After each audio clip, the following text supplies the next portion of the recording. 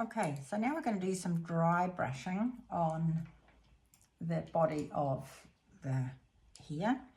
We've done 2 layers on there, one from the top, one from the bottom to darken it up. And I think it's dark enough, but it'd be quite nice to add a little bit more dry brush texture. So you can get all sorts of shaggy brushes like this, which you can see are kind of different lengths and create a shaggy effect or a hairy effect. But you can also just use a round brush like this and use the belly of the brush. So I'll do both and show you what the difference is. So here is a piece of paper. Let's see.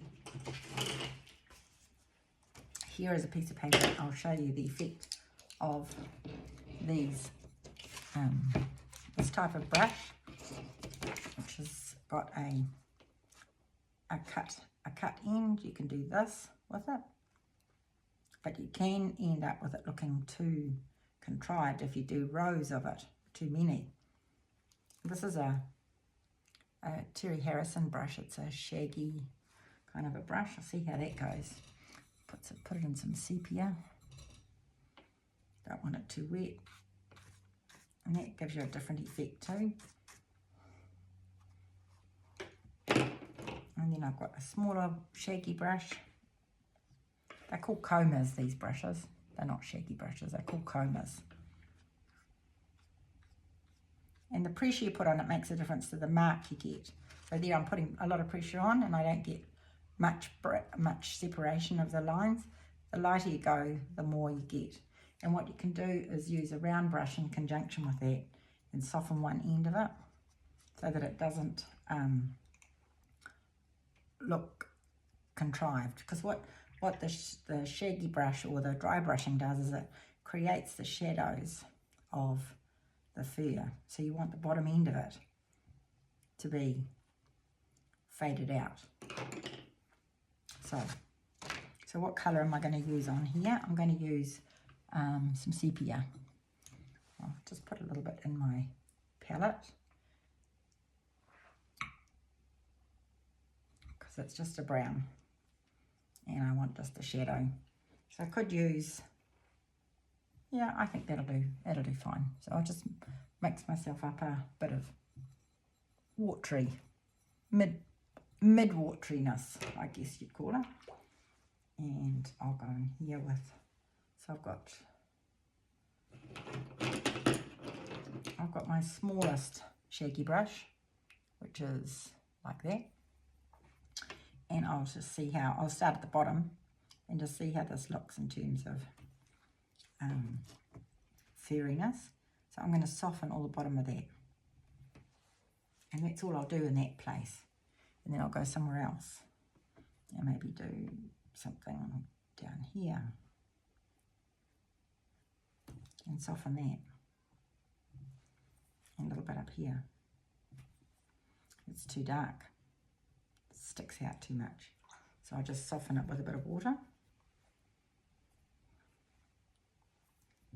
So I'll go for a lighter colour, so I'll dilute the water, dilute the colour a little bit more. I'll add a little bit of goethite to it to make it a bit tamer.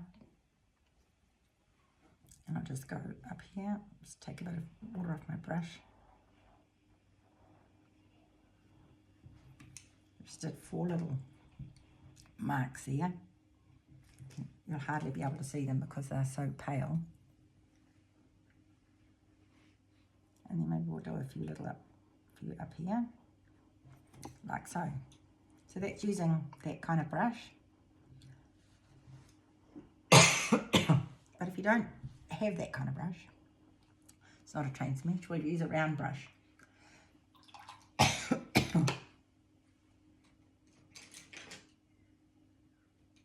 I'm just going to use a, what is it, number 10. Number 10 mix. You can use a synthetic or a mix. This is a synthetic. Doesn't really matter. Here's a little cheapy synthetic. Something that holds water and has got a belly. That's what you need. Just hold on a second. So here's a synthetic and it's quite a small brush. You can even use something like that. So I'll just load the brush up and dry it off. And you see me tapping it, so dry it off. And then lay it on, so hold it like this, like a fork. And just do it. Now I've taken too much off there. So it's just a bit of a test really as to how much you want to take off it. And then soften the bottom edge, because that's where the shadow's coming out into the light. In fact, I probably quite like this better than the other. And just do a few random marks like that. They're quite small marks, so I hardly even need to soften the bottom of them. And under his chin. Oh, too wet. Just blob that off with a tissue. So it's a balance. If you test it too much, sometimes you lose all the pigment off it. But you just don't want to form a pattern. Otherwise they look like wallpaper. And that's probably just about all I need to do. I'll just mix a little wee bit more goethite with that. Tap it on a towel or a tissue to take the colour off it. Just a few little random marks. You can do it this way. If you want finer marks, tap it with your finger, you know, just to get rid of the perfection of it.